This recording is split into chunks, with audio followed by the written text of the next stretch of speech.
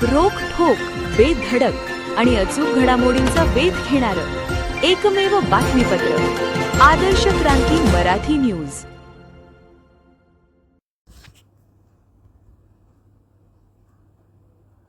हरिभक्त परायण मधुकर महाराज इनामदार यांची परमार्थातून देशहितासाठी समाजसेवा।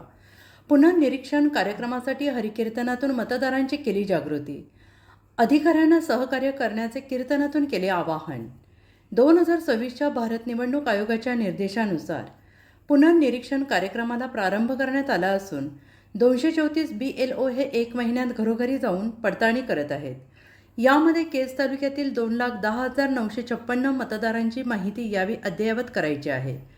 केज येथे SIR कार्यक्रमाअंतर्गत मतदार याद्या पुनर्निरीक्षण आणि अद्यावतीकरण कार्यक्रम उपविभागीय अधिकारी अंबाजोगाई दीपक वजाळे यांच्या हस्ते केज शहरातून सुरुवात झाली आहे।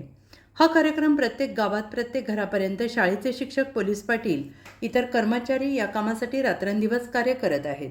परंतु पाहिजे तसा प्रतिसाद जनतेमधून मिळत नसल्याने त्यांनी खंत व्यक्त केली।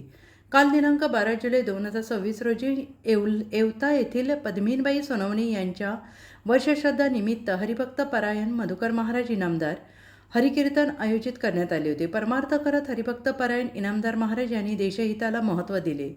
सध्या सुरू असलेला राष्ट्रीय कार्यक्रम अर्थात SIR कार्यक्रमाअंतर्गत मतदार यादी पुनर्निरीक्षण आणि अद्यावतीकरण या कार्यक्रमाला सगळ्यांनी सहकार्य करावे तसे त्यांनी सांगितले। यावेळी जनतेला त्यांनी आवाहन केले की SIR कार्यक्रमाअंतर्गत मतदार यादी पुनर्निरीक्षण आणि अद्यावतीकरण कार्यक्रमासाठी आपल्या घरी येणाऱ्या किंवा आपल्याकडे येणाऱ्या अधिकाऱ्यांना वरील कामासाठी सहकार्य करून आपले नाव नोंदणी करून घ्यावे। हा राष्ट्रीय कार्यक्रम असून यात आपले आणि देशाचे हित आहे।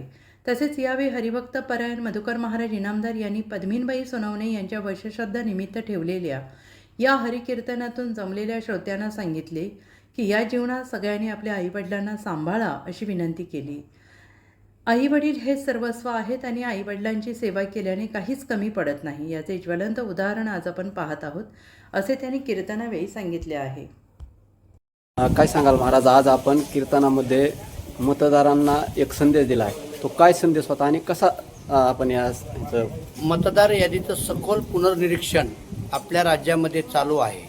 त्यामुळं जनतेनं या BLO लोकांना सहकार्य करावं, आधार कार्ड जवळ ठेवावं, फोटो जवळ ठेवावा आणि बिनचूक अशी माहिती सांगावा, ज्याच्यामुळं आपली लोकशाही बळकट होईल, मतदार यादी सुलभ होईल आणि अद्यावत होईल, कसलीही त्याच्यामध्ये चुका आढळणार नाही। त्यामुळं लोकांना माझं आव्हान आहे, आजच्या या माध्यमातून, कीर्तनाच्या माध्यमातून मी लोकांना आवाहन करीन की आपापले फॉर्म व्यवस्थित भरा, फोटो द्या, आधार नंबर चुकीचा देऊ नका आणि या BLO लोकांना सहकार्य करा, ज्याच्यामुळं आपली लोकशाही बळकट होईल। आणि आपले जिल्हाधिकारी यांनी आवाहन केलं आहे की बाबांनो, सर्वांनी मतदान नोंदणी करा, व्यवस्थित या सखोल पुनर्निरीक्षणामध्ये सर्वांनी सहभाग घ्या आणि 30 तारखेच्या आत सर्व हे पुनर्निरीक्षण झालं पाहिजे असं लोकांना आव्हान मी करतो। म्हणून या येवता नगरीच्या ग्रामस्थांना मी विनंती करतो, सुपरवायझर येतील, सर्वांना आपली माहिती व्यवस्थित द्या, टाळाटाळ करू नका अशी मी नम्र विनंती करतो। आदर्श क्रांती मराठी न्यूज चॅनलला लाईक करा, शेअर करा आणि सबस्क्राईब करा।